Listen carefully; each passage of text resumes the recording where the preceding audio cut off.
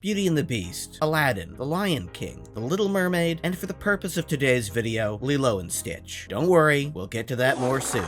Look like a talking penis. All movies that recently had their names dragged through the mud as Disney does what Disney does best with beloved franchises. All were adapted into incredibly painful mid-live action films. But outside of everyone on the internet collectively screaming at their existence, what is it that binds all these objectively worse adaptations brought about by corporate greed and algorithmic trend chasing? No, it's not some secret woke agenda or the message out to get you. I mean, Jesus Christ, all you have to do is look at the recent Lilo and Stitch adaptation to know that's not true. But on a greater level, these films are tailor-made by committee to capture a broad range of audiences through strategic nostalgia pandering, and guess what? No matter how much we scream and yell online, they still win. Every single one of these soulless films has been a massive financial success for Disney. For every Encanto or The Owl House, there's at least 50 different slop live-action films that come after. And it's sadly because that's where the money is. Sure, there were the odd ones out like Dumbo, Peter Pan and Wendy, and the recent financial misfire that was Snow White, but those have all one thing in common with each other. They're based on far older Disney properties that have long since gone stale in the minds of the core demographic still going to the movies to see these. Right now, it doesn't even matter if a movie like Snow White bombs and generates a bajillion reactionary videos from the usual suspects, or 1,000 honest critiques from YouTubers with a soul left in them. Disney still has its cash cows, the Renaissance era films, and more recent animated features millennials grew up with, and for some reason show up in droves to the theaters for. Of course, it's not the more sensible millennials like you or me, but the millennial that unironically says things like adulting, posts about how they're gonna shove a child into a trash can to get a ticket to their slop nostalgia movie, and the worst kind of millennial, Disney adults. It's because of these actual troglodytes that even though 99% of the internet is furious over how Lilo and Stitch threw away everything that made the original film great, its indigenous message about family being beyond blood, its theme of grief expressed through Lilo blasting her mother's old Elvis records.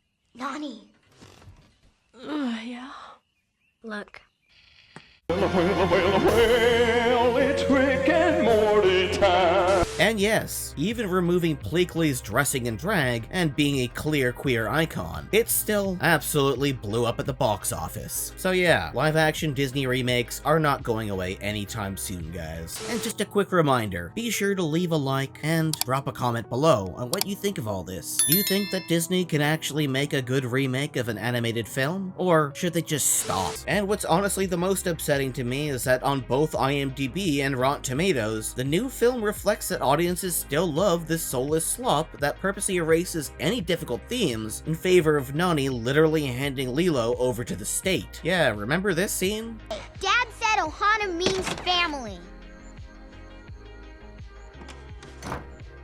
Huh? Ohana means family. Family means nobody gets left behind.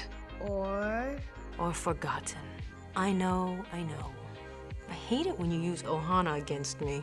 Well, apparently that doesn't exist anymore. Also, Nani can ditch her in her native homeland and go to school for marine biology in mainland America. All stuff that Hawaii already is known for. I mean, damn, if Jotaro can get a doctorate in marine biology just fucking around on a beach one day he happened to be on looking at starfish, Nani can too in Hawaii. How did we go from just 10 years ago, an incredibly imaginative indie project about a little talking shell with shoes on, or a major motion picture based on that film independently funded by AT4, go to this? When I say it's genuinely a bummer to see artists like the people at Glitch and Spindlehorse get scooped up by massive corporations like Amazon, I mean it. Films like these are why corporate influence over creativity terrifies me. Sure, you might get 90% of what you expect, but that last 10%, that weird, emotional boundary-pushing part, with breathtaking animation, is shaved off by focus groups, executives, and shareholders. That's where you lose the true soul of these projects. Was Lilo and Stitch a cute animated film made by a potential GOONER artist who happened to be incredible at drawing peak female form? Absolutely. By the way, I made a video that partially talks about that. The link will be in the description below and just within the video. But Lilo and Stitch was absolutely more than just that. It was a film that was marketed as a big dumb sci-fi action flick for boys that was actually for everyone. It in subtle ways reflected how Hawaiian culture had been commodified by America, how trauma and grief create dysfunction fictional children and how that's totally normal, especially with the core message of the film. But you wouldn't know that watching the live-action remake. It's been sanitized into nothing. It was transformed into a corporate commodity to be consumed by millennials that soy out at things that they remember from childhood, and to in turn bring their cocomelon brain-rotted children too, which is even weirder when you consider the filmmaker behind Marcel the Shell worked on this slop. And no, this film isn't objectively worse because they cut Gontu. Seriously, rewatch the original again. He barely impacts the story. The real threat is Lilo being torn from her family. Gontu is not some Darth Vader figure. At least Vader had emotional weight in Star Wars. Yes, he's a big cool alien, but that was not really the biggest part of the film that anybody really cared about. The real issue is that the live-action version removed any deeper meaning in favor of nostalgia bait and erased the film's cultural emotional heart. That's why to me, when people suggest Atlantis or Treasure Planet, films that meant something to people growing up but were panned at the time, should get live-action treatment, I can only say one thing. Are you f***ing serious? These were underrated gems, and thankfully they're finally getting the respect they always deserved, but do they need to have their names dragged into the same mud pile as the rest of these algorithm-friendly remakes? Hell no. You know damn well that if they ever remade Treasure Planet, they'd erase everything that made it special. That film has a literal butt rock montage about the main character being abandoned by his father. You just know they'd glaze over that to make it a sci-fi Pirates of the Caribbean film. Seriously, I cannot stress this enough. These movies need to f***ing stop. Just make original animated films again. People are hyped for Elio, and only because it looks unique. Even though, let's be real here, it looks pretty damn mid. But that's just how desperate we are for original content. Amazing directors need to stop accepting director gigs from massive companies like Disney if it just means producing watered down, risk-free content. It's the exact reason why I'm thankful that Chris Miller and Phil Lord, after producing the goddamn masterpiece that was the Lego Movie, were cut for creative differences in making the Han Solo film for Disney. They went on to direct the most influential animated film of the past decade, Into the Spider-Verse. It's insanely disappointing to see Disney and bigger companies rip the soul out of creatively gorgeous animated films with timeless messages, only to turn them into slop for millennials and their kids to lap up. Kids and parents alike deserve much better. That's all I gotta say, guys.